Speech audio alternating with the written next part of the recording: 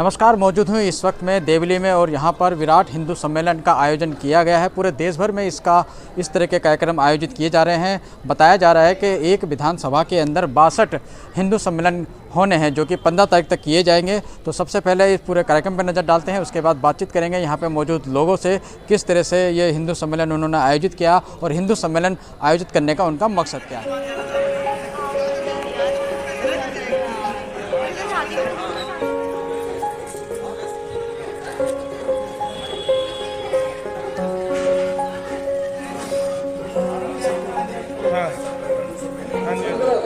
एक मंदिर में ही इसको संपन्न करेंगे।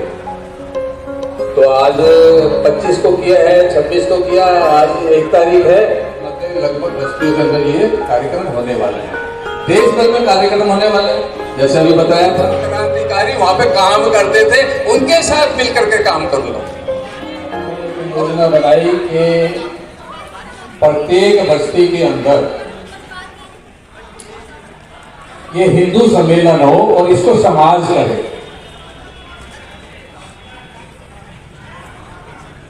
दिल्ली के अंदर ऐसे 1890 बस्तियां हमने बनाई हैं और 1890 बस्तियों के अंदर ये हिंदू सम्मेलन होने वाले हैं। बलबीर जी उनको सीख दे रहे हैं और बाकी जो भी 8 सदस्य हैं वो उनके साथ उनको सर्टिफिकेट देकर के सम्मानित किया जा रहा है, क्योंकि हमारी जो भरण पोषण होता है तो इसमें जो भी ये सहयोग करते हैं वो पूरे गांव की पूरी यानी कि बड़े गर्व की बात है। तो हमारी समिति की तरफ से हमारे जो राजवीर जी अध्यक्ष जी हैं वो भी कहते हैं ये लोग इनको कहते हैं तो भाई ऐसा कर रहे हैं वैसा कर रहे हैं, लेकिन भैया कभी रात में 2 बजे 3 बजे जाके देखो रोड पे कैसे गाय की सेवा करते बचाते उनको।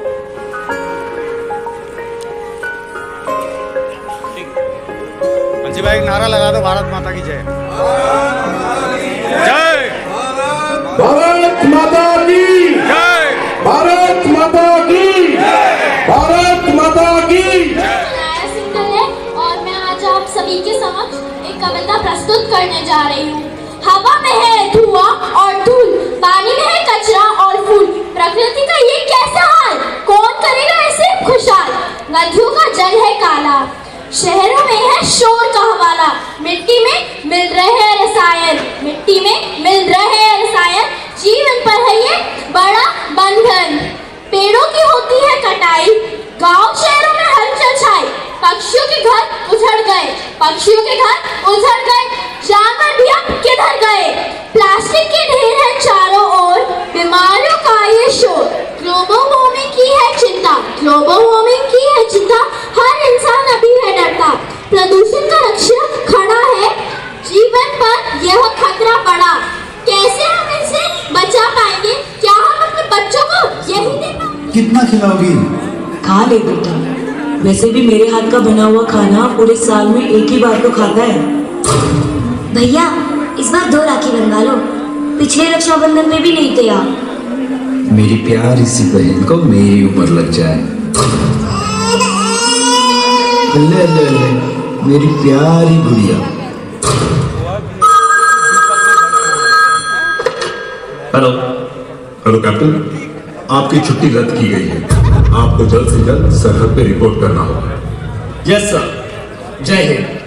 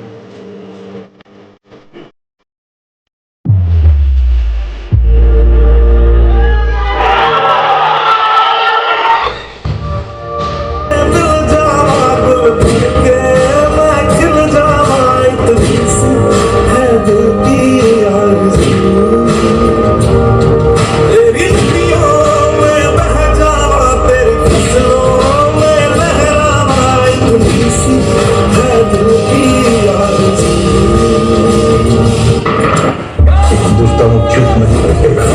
ये नया हिंदुस्तान है, एक घर में घुसेगा भी तो मारेगा।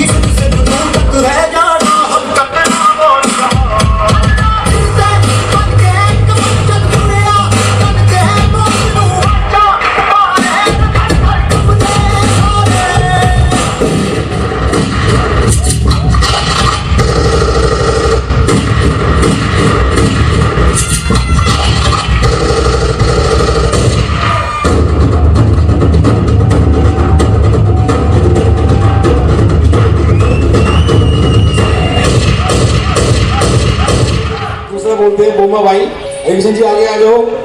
अगली कड़ी में है दादा बलबीर जी बल्ले जी। ये हमारे डिपार्टमेंट पोस्ट ऑफिस से रिटायर हुए 2006 में और एंड्रूसगंज से पोस्ट मास्टर रिटायर हुए हैं। 35 साल की इनकी नौकरी रही है। बहुत अच्छा इन्होंने काम किया ईमानदारी से, मेहनत से, और आज आपके सामने बिल्कुल स्वस्थ खड़े हैं। तो हम भगवान से प्रार्थना करते हैं कि हमारे बुजुर्ग हमारे ऐसे ही बने रहे और गाँव का नाम हमेशा रोशन करते रहे और हमारे गाँव के नवाब बच्चों को आगे की दिशा में सब बताते रहे। उसके बाद अगली कड़ी में जो हमारे सम्मानित जो सदस्य होंगे उनमें से मैं नाम लेता रहूंगा, कृपया आ जाएं। डॉक्टर रश्मि शर्मा जी हैं। डॉक्टर रश्मि शर्मा जी हैं तो आ जाए मंच पर। मानसी चौहान जी हैं तो आ जाए मंच पर। भुवनेश्वर जी हैं, भाई साहब बैठे सामने, प्रिंसिपल साहब आ जाओ। अशोक जी। डॉक्टर बलराम जी हैं, ये जो पीएचडी हमारे IITN है, इन्हीं में स्वागत के लिए दिल्ली पुलिस से इंस्पेक्टर रिटायर है। उसके बाद नरेंद्र सिंह जी है, निहार जी। अशोक जी सी ब्लॉक संघ बिहार में रहते हैं। सी ब्लॉक स्कूल में सॉरी PGT हिंदी टीचर है। उसके बाद योगेश जी हैं। राम कुमार काले के भाई, गोल्ड मेडलिस्ट हैं बॉक्सिंग में, स्टेट में, और पार्टिसिपेट किया है नेशनल तक का। अच्छा बच्चा है हमारा, गोल्ड मेडलिस्ट है। सुंदरलाल शर्मा जी है, वही मंच पर आ जाए। और यशवी शर्मा जी हैं, वो भी मंच पर आ जाए।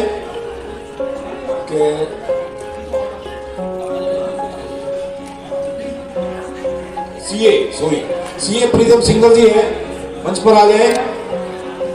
रिया सिंगल जी हैं, कृपया मंच पर आ जाए। दीपिका सिंह जी हैं, बलबीर दादा जी की बेटी है, आ जाए मंच पर, उनका स्वागत है, सम्मान करेंगे।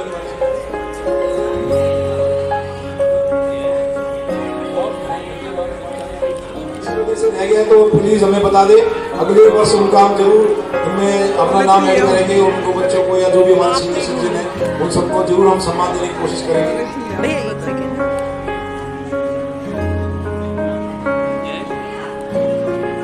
अभी आ जाए।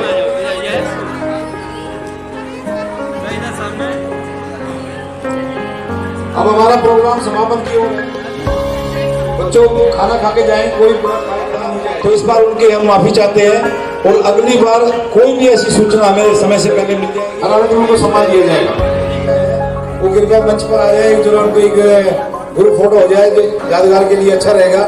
रामवीर जी, योगेश जी और जो हमारे अमरकाश जी हैं, जितने भी मंच के सदस्य हैं, जितने भी हमारे जुड़े हुए हैं RSS की तरफ से जो आए हुए हैं, सब प्लीज कृपया एक बार आ जाए। डॉक्टर धर्मराज जी आ जाए। जयराम जी पूरे गांव के हमारे तरफ से पूरे गांव की खबर धर्मराज जी को होती है और अतुल प्रधान जी तो हर काम में आगे रहते हैं।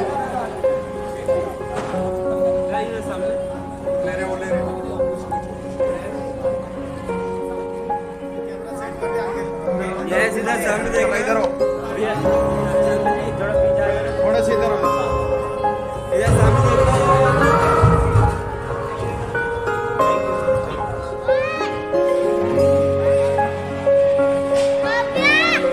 जागेगा तो देश जगेगा, देश जगेगा तो देश के अंदर क्रांति आएगी और एक नई लहर उत्पन्न होगी। क्योंकि जब से हिंदू सोया हुआ है, देश के अंदर तमाम बीमारियां आ गई, कहीं से डच आ गए, पुर्तगाली आ गए, मुगल आ गए और अंग्रेज आ गए। उन्होंने देश को इस तरीके से लूटा और खसूटा कि हमारी संस्कृति को ही बदल के रख दिया। जो मैकाले था जिसने पद्धति बनाई थी, उसने कहा था कि बच्चा पैदा तो हिंदुस्तान में होगा, लेकिन वो काम, उसका जो माइंड है वो अंग्रेज होगा। तो ये हमारे गुरुकुलों को चेंज किया और बीच में मुगल आए। मुगलों ने हमारे हिंदुओं को तलवार के दम पर और ज़बरदस्ती उनको कन्वर्ट कराया। आज हम उन भाइयों को मिल रहे हैं, उनसे कह रहे हैं कि आप हमारे ही भाई हो, हम में से ही हो, इसलिए हमारा आपका खून एक है। और हम उससे अनुरोध कर रहे हैं कि पूरा हिंदुस्तान हिंदुओं का है और हिंदुओं का ही रहेगा। इसलिए आज हमारे माननीय प्रधानमंत्री जी मोदी जी जो हिंदू राष्ट्र घोषित करने जा रहे हैं, तब तक हम जगेंगे नहीं और हमारे प्रधानमंत्री जी का साथ नहीं देंगे, तब तक हम कुछ नहीं कर सकते। इसलिए देश जगेगा, हिंदू जगेगा तो देश जगेगा। जय हिंद, जय भारत। बहुत बहुत धन्यवाद। क्या कहना चाहेंगे सर आप? मैं कहना चाहूँगा कि ये जो हमारा हिंदू समाज है, इस समाज के साथ हमेशा अत्याचार हुए हैं। यानी कि हमेशा अकबर, औरंगजेब, जहांगीर, बाबर, शाहजहां, यही पढ़ाया भी गया हमें और ये बताया गया है कि सब एक हैं, ये बताया गया है कि हमारे पर अत्याचार नहीं हुए। लेकिन हमारे समाज के साथ हमेशा अत्याचार हुए हैं। पुरानी बातें छोड़ो, 47 में ट्रेनें कट के पाकिस्तान से आई हैं, विभाजन हो गया, पाकिस्तान बन गया, बांग्लादेश बन गया। उधर 1990 में कश्मीरी पंडितों को काटा, कश्मीरी पंडितों के झुग्गियों में रहते हैं दिल्ली के अंदर, अभी बंगाल के अंदर और बांग्लादेश के अंदर हिंदू के साथ अत्याचार हो रहा है। बांग्लादेश के अंदर ढाका यूनिवर्सिटी के अंदर हिंदू प्रोफेसरों को वहाँ से बाकायदा निकाल दिया गया कि आप यहाँ पर पढ़ा नहीं सकते हमारी यूनिवर्सिटी, क्योंकि हम मुस्लिम है और मुस्लिम की यूनिवर्सिटी है। तो मेरा कहने का तात्पर्य है कि जिस प्रकार से हमारे अत्याचार, अब हमारा हिंदू समाज जागृत हो रहा है और जैसे जैसे जागृत होगा, शिक्षित होगा, तो हमारे अपने हिंदू समाज सशक्त होगा। उसी प्रकार से हम हमारे समाज पर होने वाले अत्याचारों को बंद कर पाएंगे। और हम चाहते हैं कि हमारा देश जल्दी से जल्दी हिंदू राष्ट्र घोषित हो और हिंदुओं के ऊपर जो इस तरह के कानून बने हुए हैं वो सारे कानून हटने चाहिए और हिंदू समाज जागृत है। जैसे हिंदू रहेगा, देश के अंदर शांति रहेगी, विश्व में शांति रहेगी। हिंदू है तब तक लोकतंत्र है। पूरी दुनिया के अंदर किसी भी देश में देखो आप, जहां हिंदू नहीं है वहां शांति नहीं है। जय हिंद, जय भारत। हिंदू सम्मेलन पूरे देश भर में किया जा रहा है, आरएसएस के द्वारा आयोजित हो रहा है कार्यक्रम। और इस सम्मेलन से क्या संदेश आप देना चाहते हैं? मकसद क्या है यहाँ के हिंदू? नहीं, देखिए, ये जो सम्मेलन है, ये समाज के जनता समाज एकत्रित होकर इन सम्मेलनों का आयोजन हो रहा है। देखिए, आरएसएस को बने 100 साल हो गए और 100 साल में किस प्रकार से देश में राजनीतिक और सामाजिक परिवर्तन हुए हैं, उसी की दिशा में आगे बढ़ते हुए इस प्रकार का सम्मेलन करना बड़ा आवश्यक हो गया। समाज को जागृत करना, हिंदुओं को जागृत करना और हिंदुओं को संगठित करना। देखिए, लोग कहते हैं कि कुछ नहीं होने वाला, लेकिन पिछले जब आप इतिहास को उठा के देखते हैं, जहाँ जहाँ पे हिंदू कमज़ोर पड़ा है, देश का विभाजन हुआ है।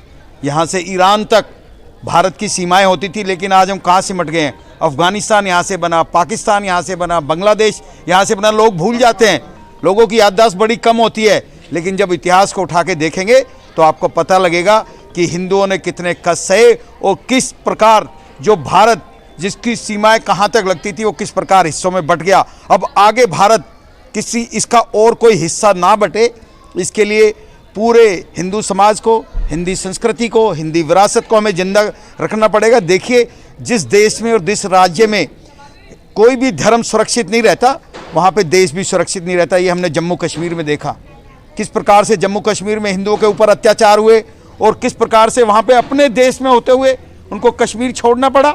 ये बड़े हिंदुओं के लिए शर्म की बात थी। लेकिन आज हिंदू जागृत हो रहा है, हिंदू संगठित हो रहा है और आने वाले समय में आप देखेंगे कि जितना हिंदू संगठित होगा, देश का विकास भी उतना ही होगा। देश की विकास के साथ विरासत भी उसी तरह बनी रहेगी। तो हमारा सभी लोगों से निवेदन है कि शांति के लिए, देश की सुरक्षा के लिए, देश के विकास के लिए हिंदुओं का संगठित होना जरूरी है। आज बड़े पैमाने पे यहाँ पे हिंदू सम्मेलन किया गया है, क्या कुछ कहना चाहेंगे इस पूरे कार्यक्रम को लेकर? कितना सफल मानते हैं आप इस अपने कार्यक्रम को? देखिए, ये तो सफल ही सफल है। हिंदू सम्मेलन का जो मुख्य उद्देश्य है, आज इसका जो बीज गिरा था, आज से 100 साल पहले ही गिर चुका है इसका बीज। जब डॉक्टर साहब ने इसका स्थापना किए थे आरएसएस की 100 साल पहले, इसका मुख्य उद्देश्य क्या था कि हमारे देश बार बार गुलाम क्यों हुआ, चाहे वो मुगलों के माध्यम से गुलाम हुआ हो, चाहे अंग्रेज़ों के माध्यम से। मुगलों ने 800 साल हमें गुलाम रखा, 200 साल अंग्रेज़ों ने रखा, 1000 साल हम लोग गुलाम रहे। इस 1000 साल के अंदर हम लोग ये भूल गए, हमारी संस्कृति भूल चुके हैं, हम अपने आप को पहचानना भूल चुके हैं। हिंदू इसी की एक जागरूकता है कि हिंदू एक साथ जागृत हो जाए। अगर हिंदू जागृत हो गया तो दोबारा फिर हमें कोई गुलाम नहीं कर सकता। यही इसकी मुख्य उद्देश्य है हिंदू सम्मेलन का। और जो आज की सफलता देख के ये लग रहा है कि हिंदू जागृत हो रहा है और ये आगे चल के विश्व गुरु के रूप में होगा ही होगा।